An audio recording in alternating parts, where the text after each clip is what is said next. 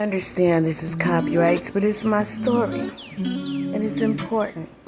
So in the movie Insidious, I've never watched it before, but I was told to watch it by many people that met me and found out that I was resurrected. Not just, like I said, in a couple of minutes, but 2 days not breathing. So here's the thing.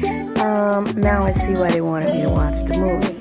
Because they're not fully giving the credit to the Father, the creator of all things. So as I see it in this movie is that what they're crediting is if you've been born as someone who knows how to astral project, as I do, and was born with it, never looked it up, didn't practice it, didn't understand what was happening. My mother used to have to calm me down when I came back into my body and would get up sweating, pouring down like rain, and telling her about a premonition dream I had, or what really was happening is that I was leaving myself and going into the future, literally. Yes. So my mother understood that because she has Indian blood, even though they were taught to say that all the Indians were dead and that there were only black people left. Because remember that story, the only good Indian is a dead Indian. All right, so we know that part. So I hate to explain every little part, but it's necessary to keep up. So basically, what the movie is insisting is that if I do believe the part about, yes, you feel born with astral projection in your sleep. It's just a natural thing that happens, and maybe when you're away, you come back and you tell tales about things that you saw when you thought you were dreaming, and they come true. Hello? Well, see, it's one thing to come back and tell about a dream. It's another thing to come back and it comes true. Especially about people you've never seen before. So it's not a suggestive thing in somebody's head when you didn't get to meet the person, but you told the story to one person, and that person maybe knew someone who knew those people. That's how it works with me. I don't have to ever have to see these people. Met them, never saw them, never heard their name, nothing. Okay, everything came true. All right, so anyhow, what I know is that I noticed at age 14 that every time I woke up and I had to come back to I understood that I was coming back to myself as I was entering my body, and not like I just saw myself and laid down. No, it was like waking up, like trying to wake up like regular, except that you gotta catch your breath.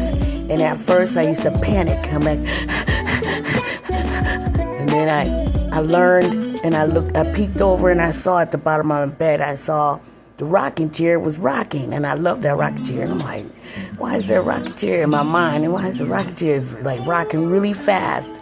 Because obviously I was in between still. Okay. And I figured that out because I felt it. So then I learned how to come back, and I feel myself like coming back into my chest. Like, I can't explain it. It's like getting on top of yourself, but not seeing yourself. It's like waking up, but while you're waking up, you feel yourself getting on top of yourself. It's weird. And by your chest and your breathing changes when you come back. And so when I learned not to panic and just breathe slowly to get, when you come back inside of yourself, the breathing changes. Because when you come out of yourself, you can be mistaken as dead. If you're with the wrong people, good God, don't be at the hospital when it happens. My God, they'll throw you in the back real quick in the morning because, it's like your heart is barely not there. It could show up as not beating. I mean, it depends on how far you go with astral projection. And those who can't do it and not born with it will not believe this story. Most likely. But this is not about making anybody believe anything. This is really important. So for those who do know how to do this, and for those who met me in the grocery store and the meat market and thought that I was a replacement, because see, what this show is insisting is that the person came out of their body because they were born with it, and they didn't understand that when they went playing around. You know, it starts when you're a kid, and they went playing, you're having fun with all the little spirits that used to have a body. I mean, you're meeting, you know, that's what they're showing. But me, when I left my body, I always went to the future and came back to tell. That's what happened with me. But in the movie, the boy got lost in the middle somewhere and in between, you know, floating around, having fun. And what they're saying is that if you stay out of your body too long, you can be possessed by one of the spirits that never left the planet, you know. And, you know, if they died and they weren't able to bring them back and repair their body, and or maybe they left their body because they were afraid of whatever happened to make their body stop. You know, they left their body, and by the time they figured out that they can get back in the body, obviously they buried it, or they got rid of it, or burned it. Then what you gonna do? They burn the body or bury the body, you have nowhere to go in your conscience. See? So when you went too far floating around having fun or whatever you thought you were doing, or just going to take one last look, or just panicking because of whatever was happening when you stopped breathing. And by the time you stop panicking and you calm down, what feels like a second on the other side is hours on this side that I can testify to. Because even now, time I can feel is not the same for me. It's not the same. It's not. So every minute I feel that. I feel it's off balance for me. It's not the same since I came back to life. So they're trying to insist that I was maybe, because for 2 days dead in the morgue, they're not trying to give that to God. This is what I see. They're trying to tell me, when they were laughing, oh, maybe you're a replacement, that somebody else's body, spirit, even in that morgue,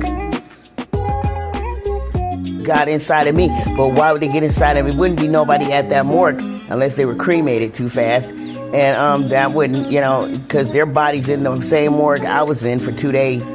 It doesn't work that fast, so they don't kill you that quick. I mean, when I say cremate, that's like definite, like you just done. You don't even have a body, so now you gotta wait and pray for reincarnation. If you have real serious things, you can think that you can change the world in a positive way, you can get that chance.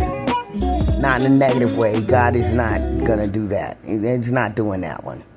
Even though he gave free will, I know for a fact you can believe what you want, but God is not. And the devil does not. I don't believe what nobody say, and the devil does not have the power to bring people back to life. And I don't care what nobody say. He has a lot of power, but not that one. Okay. So meanwhile, back at the ranch, I can say, if any of you who subscribe to my channel, I don't know, 500 that I walked around and met and shook hands with. And actually, you know, at least 300 of them told me that I should watch Insidious. I never did get around to it. I kept looking it up. Once in a while I did. Not kept. It happened a few times. But I was always, something else came up. But today it's just on Sci-Fi Channel.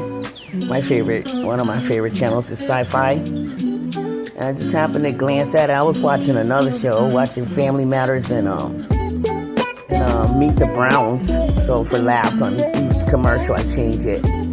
But yeah, it is true that if you do astral projection and practice it, you can get lost in between. You really shouldn't do that. And you can be possessed by somebody else's spirit that didn't leave the planet. No, the body lays down, not the spirit. You know, people could read all the scriptures they want, and I'm not against nobody. I saw some the other day, it kind of got me a little bit, talking about bring yourself to church. Every church ain't the best. That doesn't guarantee a ticket to heaven. Anyway, when you die and come back to life after 2 days dead, then you can tell me what to believe. I'm sorry for if I sound rude, but I'm very serious about this.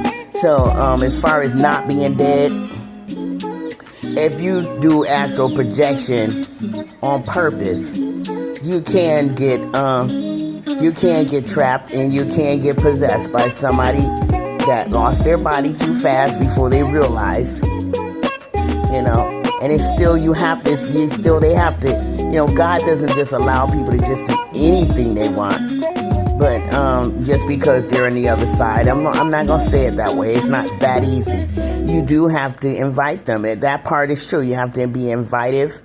You have to be a willing participant. What are you doing on the other side in the astral projection anyway? Just playing around for fun? Because when it was happening to me, it wasn't happening to me by my own will. I guess the Father was taking me to see things, to tell people stuff then. That's when I was a little young girl. Since I was 4 years old. I definitely wasn't on drugs or alcohol, for God's sakes. And my mother was definitely sober when she was pregnant with me. So that's not what's going on. That Indian blood ain't no joke.